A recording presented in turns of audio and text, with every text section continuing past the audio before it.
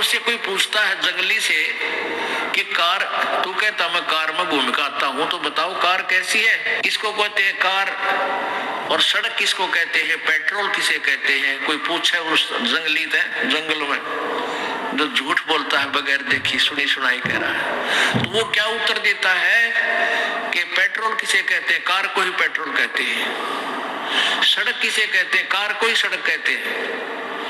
Driver किसे कहते हैं, ड्राइवर, कार को भी ड्राइवर को भी कार ही कहते हैं, कार को ही ड्राइवर कहते हैं। तो ऐसी थ्योरी है शिवदयाल जी की कि सतनाम को सचखंड सतलोक, सचखंड सतलोक दो हो गए, सचखंड सतलोक और सार शब्द सार नाम, सतनाम और सतपुरुष, सतपुरुष करके बयान किया है। सतपुरुष भी हुई है, सतलोक भी हुई है, कौन, सतनाम, और सार नाम भी यही है, और सार शब्द भी यही है, और ये स्थान भी यही है, मुकाम भी यही है। ये तो बोल है इनके परम धनी के। अब देखो पुण्यात्माओ, बुद्धिमान को थोड़ा ही संकेत बहुत होता है। अब ये तो है व्यास से छपी है और 1902 से चल रही है, 108 वर्ष हो गए सड़ंगे ने इस कुबाड़ को दुनिया ग्रहण किए बैठी, और किसी ने पढ़ कर नहीं देखा इसमें के गोबर भर रखा होता है। भगवान, अब वह बात है परमात्मा अभी नकित की तर है। एक व्यक्ति टोटे में अकाल गिर गया, कोई किसान था, उसने सोचा कि धंधा करूं, वो चाकी राण लग गया। चाकी के पहले पार्ट, चाकी के पार्ट होते, घर घर चाकी होती थी हाथ वाली, और वो चाकी ठीक करने के 2-1 हथौड़े खरीद लिए, और वो जाके एक नगरी में बोला चाकी ठीक करा लो, चाकी रवा लो। राण का मतलब उनको रवा करते थे, कूट छेद कर उनमें खड़े ही खत्म हो जाते थे, गट ऐसे पीसने से प्लेन हो जाते थे, फिर उनमें डंडे से मार दिया करते, टांकी से मार कर उसको फिर से पीसने योग्य बना देते थे। एक बुढ़िया बोली भाई आजा हमारी चाकी राह दे, ठीक कर दे, इसको सेट कर दे। बोला ठीक है ताई। तो वो कहने लगी भाई मैं पानी ले आती हूँ, कुएं से जल भर लाती हूँ, तो इतना मेरी चाकी ठीक कर दे। अच्छा ताई लिया। अब उसने सोचा तू जल्दी जल्दी कर, या तो पहली बोनी हुई है इस गांव में तो काफी चक्की पाऊंगी तो अच्छा पैसा मिलेगा, जल्दी। उसने स्पीड खींच दी, कदे काम करा था ना, वो बाड़ी कट्टा कट वो फूट गया। वो पार्ट जो था ऊपर का जो चक्कर था पत्थर का, टूट गया। अब उसने सोची भाई बुढ़िया पैसे तो देगी कहाँ, तेरा बक्कल और तारेगी, तेरे हथियार दरवाओगी अड़े और तू भाग लिया। अब जो ही वो खड़ा हुआ तो ऊपर बुढ़िया ने घी एक इस मटके में गड्ढे में और 2 दड़ी पक्का यानी 10 किलो पक्का घी ऊपर एक टोकरी सी में रखा था, ऊपर कड़े टांग दिया करते, छिक्का बोला करते उसमें, बिल्ली कुत्ते से बचाव के लिए। उसका सर लग गया, उसमें सर लगते वो मटका नीचे गिर गया, वो सारे फरस पर घी बिखर गया, खराब हो गया। उधर सोची तू करड़ा पिटेगा, भाग ले। उसने ठाका अपना वो बैग और गिर के कंधे पर, जो ही बाहर स्पीड खींची बुढ़िया पानी लेकर आ गया, एट कती सामने एक्सीडेंट हो गया, वो मटका गिर गया, वो मटका फूट गया, बुढ़िया का गड्ढा पानी ले रही थी और उसका नाम था रमलू। वो बोली, माई ने पूछा था तेरा की नाम, बोला ताई रमलू का आता है। वह बुढ़िया बोली रे रमलू तो न रो लू, मेरा मटका फुड़वा दिया। वो बोला ताई भीतर देखे जाइए, रोए जाइए, अंदर जा देखे जाइए, देखती रहना रोती रहना, एक मटका के रो है।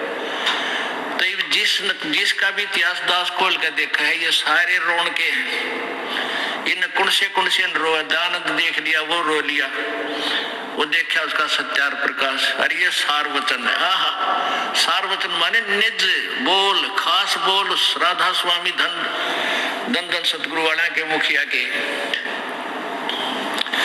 अब यो दास भाई न्यो बुंडा बन रहा है, इसलिए बुरा है कि सच्चाई बता दी और संत सच्ची नहीं बताओगा। तो आज तक पहले कोई ना बोला इस दास की ड्यूटी ला दी। ये दास है परमेश्वर कबीर जी का भेजा हुआ कुत्ता और आप जी को जगा रहा है। और प्रथम कर्तव्य बनता है इस दास का कि तुम धनियों को जगा दो, जो जाग गया इस मार्ग पर लग गया उनका धन बच जाएगा, ना तो चोर लाग रहे हैं भाई, तारा जीवन बर्बाद हो रहा है, इसको सावधानी से ग्रहण करो। अब ये आपको दिखाते हैं, कोई ना सोचेगा इसमें आगरा वाले, जहां से ये आगरा से पंथ चला है वहीं के निज, वहां के निज गर्ज दिखाते हैं आपको। ये देखिएगा, सारवचन राधा स्वामी नसर यानी वार्तिक, सारवचन राधा स्वामी नसर यानी वार्तिक, जिसको परम पुरुष पूर्ण धनी स्वामी जी महाराज ने जबान मुबारक से फरमाया और जो बाइज्जत राधा स्वामी ट्रस्ट द्वारा छापी गई।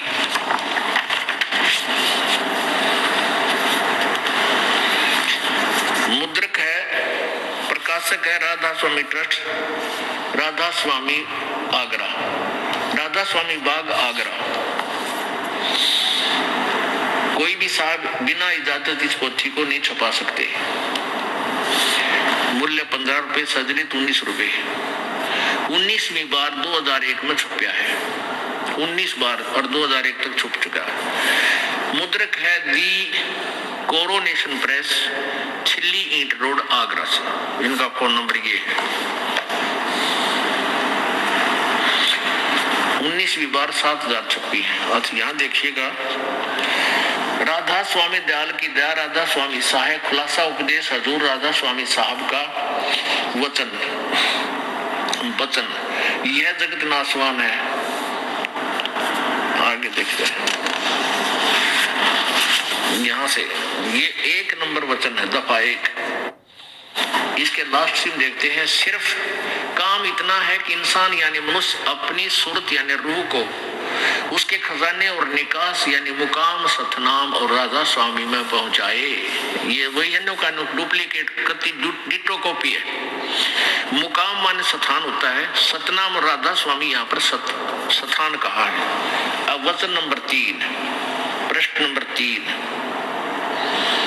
ये भाग 1 है, राधा स्वामी सार वचन, ये भाग 1 है, 2 इसका आगे होगा लास्ट में। और इसका वचन नंबर 3, जितने आचार्य और महात्मा और अवतार और पैगंबर हर एक मजहब में हुए हैं, वे सब अपने अभ्यास के जोर से अंतर में तरफ यानी ध्यान लगाया उन्होंने, मुकाम असली के चले, पर सब के सब घर दूर स्थान तक नहीं पहुंचे। सो बहुत से तो मंजिल माने स्थान, ये देखो मंजिल 1 नंबर पे है ना, इसका अनुवाद यहाँ अर्थ किया उन्होंने। मंजिल माने स्थान, मंजिल माने स्थान यानी पहली मंजिल। बहुत से मंजिल पहली पर और कोई दूसरी मंजिल पर, और कोई बिरले साध और प्रेमी मंजिल तीसरी पर, तीसरे स्थान पर तक पहुंचे। और सिर्फ संत मंजिल यानी स्थान 5वीं यानी सतनाम पर। मंजिल माने स्थान, सतनाम स्थान पर, और कोई बिरले संत मंजिल 8वें स्थान राधा स्वामी पद तक पहुंचे। 8वां स्थान राधा स्वामी। अच्छा अब देखो वचन नंबर 4 वचन में, प्रश्न नंबर 5 पे। अब समझना चाहिए कि राधा स्वामी पद सबसे ऊंचा मुकाम है, मंजिल है, मुकाम माने स्थान, और यही नाम कुल मालिक और सच्चे साहब और सच्चे खुदा का है। और इस मुकाम से 2 स्थान नीचे सतनाम का मुकाम है, सतनाम का स्थान है। इस सतनाम को यानी जिसको संतों ने सतलोक, सचखंड, सार शब्द और सत शब्द, सार शब्द और सत शब्द और सतनाम और सतपुरुष करके बयान किया है। अब आगे देखो एक और कमाल की बात, तारा गजब हुई। अब इसी 4 वचन में, ये 4 सार वचन में, सार माने निचोड़ कर रखे ना, यानी कति जूस काट के दे रखे। अब इसी के में आगे लिखा है कि राधा स्वामी पद को अकह और अनामी भी कहते हैं। अकह लोक, अनामी लोक जो चौथा लास्ट है ना ऊपर वाला, जैसे सतलोक, अलखलोक, अगमलोक, और जो लास्ट है अनामी लोक कहते हैं, उसको राधा स्वामी लोक भी कहते हैं, उसको अकह लोक भी कहते हैं और अनामी भी, उस चौथे लोक को। राधा स्वामी पद को, राधा स्वामी स्थान को अकह अनाम भी कहते हैं, क्योंकि यही पद अपार और अनंत और अनादि है, और बाकी के सब मुकाम इसी से प्रगट यानी पैदा हुए।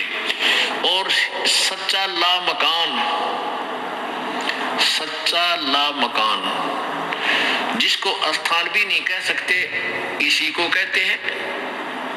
इसने पढ़ियो 5-4 बजे सेंस निकल ले जरा सी भी तक। ये क्या कहते हैं? राधा स्वामी पद को अकह और अनाम भी कहते हैं, क्योंकि यही पद अपार और अनंत और अनादि है, और बाकी के सब मुकाम इसी से प्रगट यानी पैदा हुए हैं।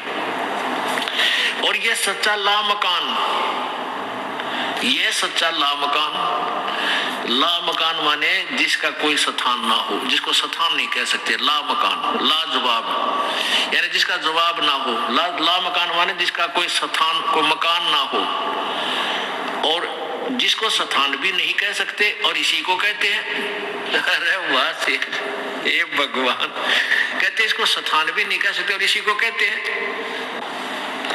निरंजन धन तेरा दरबार, निरंजन धन तेरा दरबार, जहाँ पर तनिक ना न्याय विचार, जहाँ पर।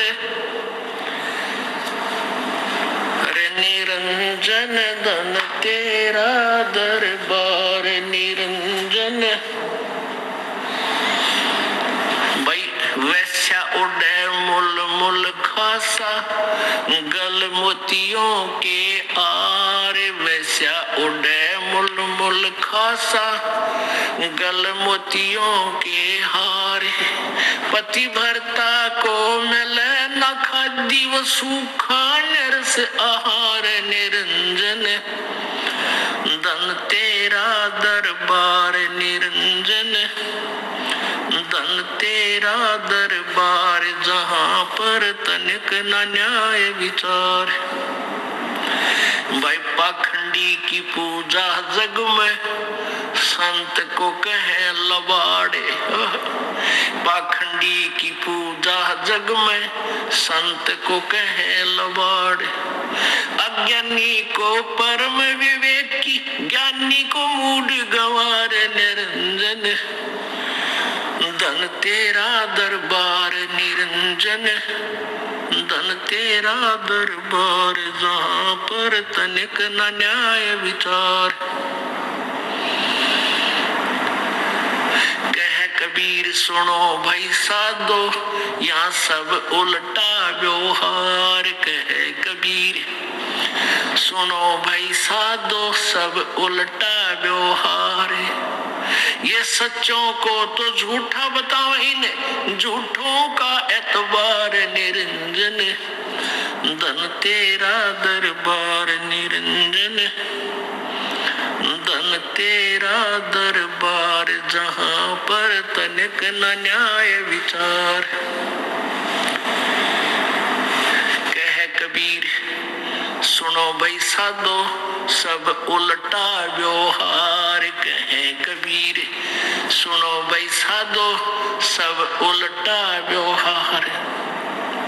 सच्चों को तो ये झूठा बताओ, इन झूठों का एतबार, निरंजन धन तेरा दरबार, निरंजन धन तेरा दरबार, जहाँ पर तनिक न न्याय विचार। परमात्मा 600 साल पहले इससे दुख में दुखी थे। देख कैसा जुल्म, कैसी भोली आत्माएं नालाका के पीछे लाई गिरी। ये सारे झूठ बोलने ऋषि थे, एक मैं ऋषि थे, ये पंडित थे, पंडित थे, गुरु थे या काजी थे, मुल्ला थे। ये सब दंत कथा कथा सुना रहे थे, परमात्मा से परिचित नहीं थे। और परमात्मा अपनी महिमा आप बताने आए थे। और आज से 600 वर्ष पहले यही ज्ञान जो दास आज बुद्धिमान समाज के सामने उन्हीं का दिया हुआ रूबरूक रहा है। ये परमात्मा 600 वर्ष पहले कहा करते कि तुम्हारे ऋषि महर्षियों को कोई ज्ञान नहीं है और ये सभी काल के जाल में फंसे हुए हैं। सुर नर मुनि जन 33 करोड़ी, बंदे सभी निरंजन डोरी। ये 33 करोड़ देवता, 88,000 ऋषि सब इस काल के जाल में फंसे हुए।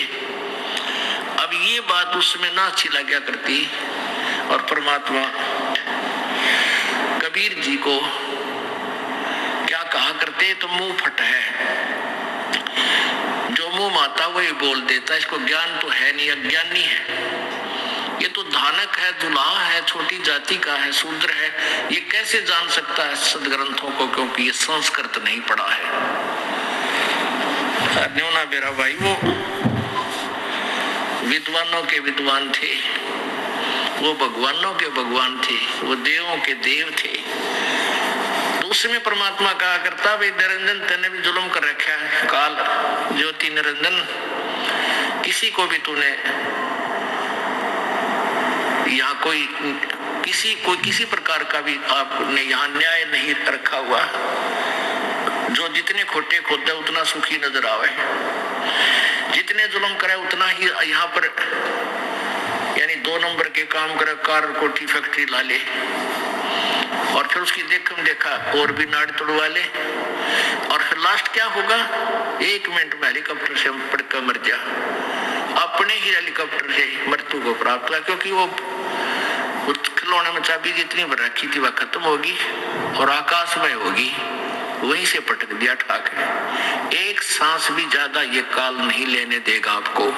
हाँ, कबीर परमात्मा की शरण में आने के बाद, जैसा कि आज दिन में आपको समझाया था, कबीरा ये तन जावेगा सके तो ठहर ला, एक सेवा कर परम संत की और गोविंद के गुण गा। ये 2 औषधि बताई है, 2 इसका इस जीवन को बचाने के लिए ये 2 मेथड बताए परम संत ने खोज के, उसके बताए अनुसार उस परमात्मा की महिमा का गुणगान कर, वो भक्ति कर, तो तेरा जीवन बढ़ जाएगा। ठहर का अर्थ होता सपोर्ट, जैसे दिन में बताया था कि वुडन बीम होता है छत के, पहले छत देते थे तो कड़ी डाल देते थे, बैटन, वुडन बैटन, और बीच में एक वुडन बीम होता था सतीर, और वो कमजोर हो जाता था सैकड़ों वर्ष डालने रहने से, और वो उसमें क्रैक हो जाती थी बीच में, उसके नीचे एक सपोर्ट दे देते थे, कोई बड़ी लगा देते थे नीचे बल्ली अच्छी मोटी लकड़ की, और वो सतीर फिर 20 साल 30 वर्ष तक ठीक रह जाता था, वह छत गिरती नहीं थी। ऐसे ही परमात्मा कहते हैं, जब तक तुम परमेश्वर मेरी शरण में नहीं आओगे, कबीर जी कहते हैं, तब तक तुम्हारा केवल निर्धारित समय ही आपको मिलेगा, उससे एक सांस भी आप नहीं ले सकते। वो कहीं भी समाप्त हो जाए, रेल में हो चाहे जेल में हो और चाहे आकाश में हेलीकॉप्टर में हो, वहीं से आपको पटक दिया जाएगा, एक सांस भी ज्यादा नहीं ले सकते।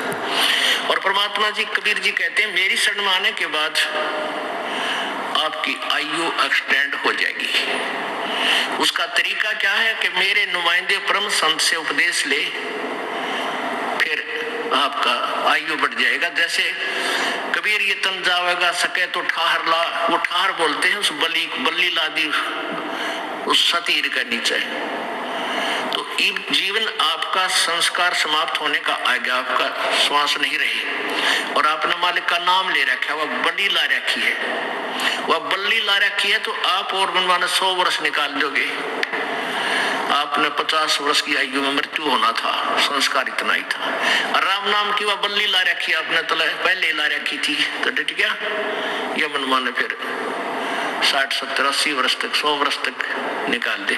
तो उस एक्सटेंडेड जो आपका जीवन है, परमात्मा ने जो एक्सटेंड कर दिया, उस जीवन का मैक्सिमम समय भगवान के चरणों में आपका लगना चाहिए, तब तो इसका फायदा ना, तो फिर वही डले ढोने हैं।